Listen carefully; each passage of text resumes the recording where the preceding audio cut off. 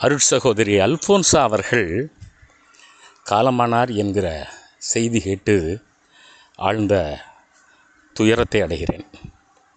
சகோதரி அவர்கள் திருச்சிராப்பள்ளியில் உள்ள தூய அன்னாள் அவையில் மண்டல தலைமை சகோதரியாக 6 ஆண்டுகளுக்கு மேலே பணிபுரிந்தார்கள். 1990களிலே அவர் எனக்கு அறிமுகமானார். ராமநாதபுரம் கல்லடித்திடல் என்கிற ஊரை சார்ந்தவர். அவருடைய தந்தையார் அந்த அன்னாள் அவைக்கு தங்கள் குடும்பம் நடத்தி வந்த பள்ளியையே கொடையாக கொடுத்தவர். அத்தகைய கொடைத்தன்மை மிகுந்த ஒரு பெரிய குடும்பத்திலிருந்து வந்தவர் அருட்சகோதரி அல்ஃபோன்சா அவர்கள்.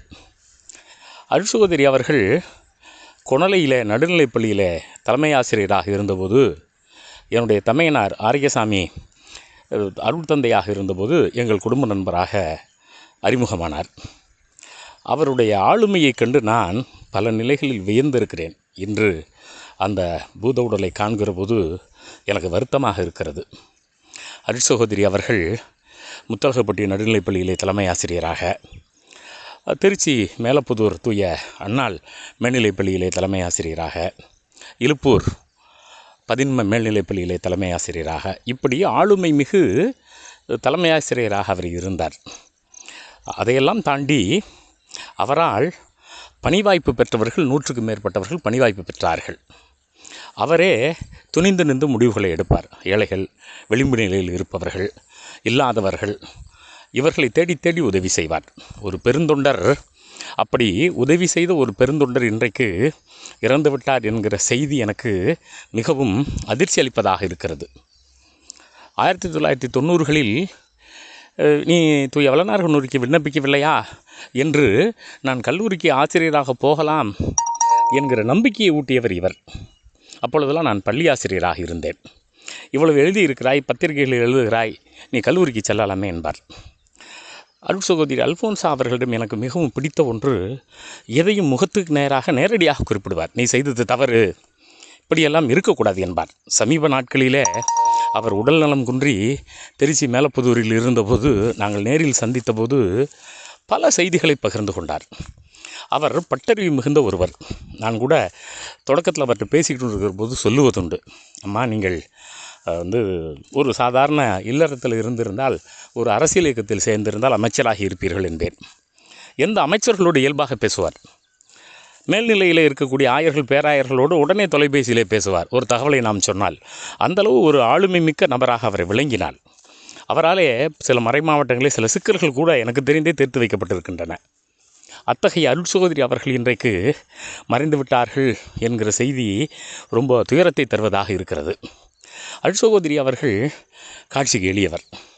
கடுஞ்சொல் பேச மாட்டார். ஆனால் உரிமையாக பலரிடமும் அவர் பேசுவார். மதம் கடந்து, சாதி கடந்து அவர் உதவியவர். அதனால் அவரை இந்த சாதிங்கிற சிறிய நூற்கொண்டோ, மதம் என்கிற சிறிய நூற்கொண்டோ அவரை சிறைப்படுத்தியது இல்லை. எங்காவது செல்லுகிற இடங்களிலே பெற்றோர்கள் இல்லாத பிள்ளைகளை பார்த்தால் உடனே அந்த பள்ளிகளுக்கு சேர்த்து விடுவார். அந்த ஆதரவற்றோர் இல்லங்களை அவர்கள் நடத்தினார்கள். அந்த இல்லங்களில் பரிந்துரைப்பார். யாராவது நம்மிடம் சொல்லுகிற போது, அம்மா இந்த மாதிரி ஒரு குழந்தை இருக்கிறது என்றால் உடனடியாக செய்து முடித்துவிட்டு, நான் அந்த பிள்ளையை இந்த பள்ளியில் நான் சேர்த்திருக்கிறேன், அவ்வப்போது போய் பார்த்து வா என்பார். அந்தளவுக்கு சாதி மதம் கடந்து சிறுவர்களை படிக்க வைத்திருக்கிறார். இன்றைக்கு பலரும் அந்த துயரத்தை உணர்வார்கள். அவர்களெல்லாம் இன்றைக்கு ஆளாகி பெரிய நிலையில் இருக்கக்கூடியவர்கள். அத்தகைய அருட்சகோதரி அவர்கள் இறுதி நாட்களிலே கொஞ்சம் நோய்வாயுற்று இருந்தபோது ரொம்பவும் எனக்கு சங்கடமாக இருந்தது. அவரை 2-3 முறை சந்தித்தேன். நம்பிக்கையோடு இருந்தார். நான் வந்துடுவேண்டா, கவலைப்படாத என்றார். அந்த அளவுக்கு அவர் நம்பிக்கையோடு வாழ்ந்தார்.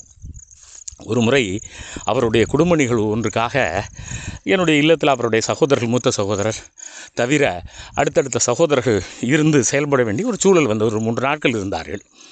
நான் அப்போது திருச்சியில் இருந்தேன். டோல்கேட்டில் அவர்கள் இருந்தார்கள். விடியகாலம் 3 மணிக்கு தொலை பேசுவார். அவருடைய அந்த கரேஜ், அந்த மன உறுதி, அவருடைய விரைந்த செயல்பாடு என்னை வியக்க வைத்தது.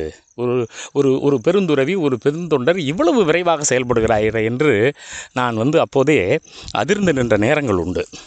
ஆகையினாலே அத்தகைய ஒரு வலிமை மிகு, ஆற்றல் வாய்ந்த, மன உறுதி மிகுந்த ஒரு பெருந்தொண்டர் இப்படி இறந்துவிட்டார் என்கிற செய்தி என்னை உலுக்குவதாக இருக்கிறது. உண்மையில் நான் வாழ்க்கையில் சந்தித்த மனிதர்களிலே ஒரு துறவியாக இருந்து ஒரு கடிய மன உறுதியோடு பல சாதனைகளை சாதித்தவர். ஆகினாலே தான் அவருடைய இழப்பு என்னை மிகவும் பாதிப்பதாக இருக்கிறது. அருட்சகோதரி அவர்களுடைய பூத உடல் இன்றைக்கு திருச்சி தூய அன்னாள் அவையில் இருக்கிறது. இன்று மாலை 5 மணிக்கு நல்லடக்கம் நடைபெறுவதாக செய்திகள் தெரிவிக்கின்றன. ஆனாலும் கூட என்னால் இந்த வருத்தத்தை பகிர்ந்து கொள்ளாமல் இருக்க முடியவில்லை. பல பேர்களுக்கு அவர் தொலைபேசுவார். இன்னும் நீ அங்கே தானே இருக்கிற, அவர்களுக்கு இந்த மாணவர் சேர்க்கை வாங்கி கொடு, இந்த பிள்ளை ஏழை ஒன்றுமில்லாதவர் என்று குறிப்பிடுவார். இப்படி பலருக்கும் அவர் உதவியும் செய்வார். தன்னால் உதவி பெற்றவர்களை கொண்டு மற்றவர்களுக்கு உதவி செய்வார். அத்தகைய தூய தொண்டு மறைந்து விட்டதே என்கிற ஒரு அச்சம் எனக்கு இருக்கிறது. ஒரு துயரம் என்னை கவிழ்ந்திருக்கிறது. ஆகையினாலே அவரை பற்றி பகிர்ந்து கொள்ள வேண்டும் என்றுதான் நான் இந்த பதிவை பதிவிடுகிறேன். உண்மையில் அவரால் பலன் பெற்ற பலரும் அந்த காலங்களிலே நாங்கள் முத்தமிழ் போட்டிகளை போய் பார்த்தால் பல ஊர்களிலேருந்து வந்திருப்பார்கள். யாராவது 4-5 பேர் அவரை பார்ப்பதற்கு நான் கொன்னிலையில் அவரிடம் படித்தேன், நான் திருச்சியில் அவரிடம் படித்தேன், அல்லது நான் இன்னும் ஊரில் அவரிடம் இன்னும் பயனை பெற்றேன் என்று அவரை பார்ப்பதற்கு வரிசையில் நிற்பதை நான் பார்த்திருக்கிறேன். அவர் எந்த ஊருக்கு சென்றாலும் அந்த ஊரில் இருக்கிற பெரியதனக்காரர்கள், அந்த ஊரில் இருக்கக்கூடிய தலைமை பொறுப்பக்கூடிய அத்துணை பேரையும் அழைத்து அந்த நிறுவனத்தை பெரிய நிறுவனமாக மாற்றுவதிலே முனைப்போடு செயல்படுவார். அத்தகைய ஒரு ஆற்றல் மிகு ஒரு களச் செயல்பாட்டாளரை இந்த தமிழகம் இழந்திருக்கிறது. அவருக்கு நம்முடைய அஞ்சலியை செலுத்திக் கொள்வோம். அவருடைய குடும்பத்தினர்கள், அவரால் பலன் பெற்ற மாணவர்கள், அவருடைய அன்னாள் சபையை சார்ந்திருக்கிற சகோதரிகள், இப்படி அவரை இழந்து தவிக்கும் அனைவருக்கும் என்னுடைய ஆழ்ந்த இரங்கலை பதிவு செய்கிறேன். நன்றி.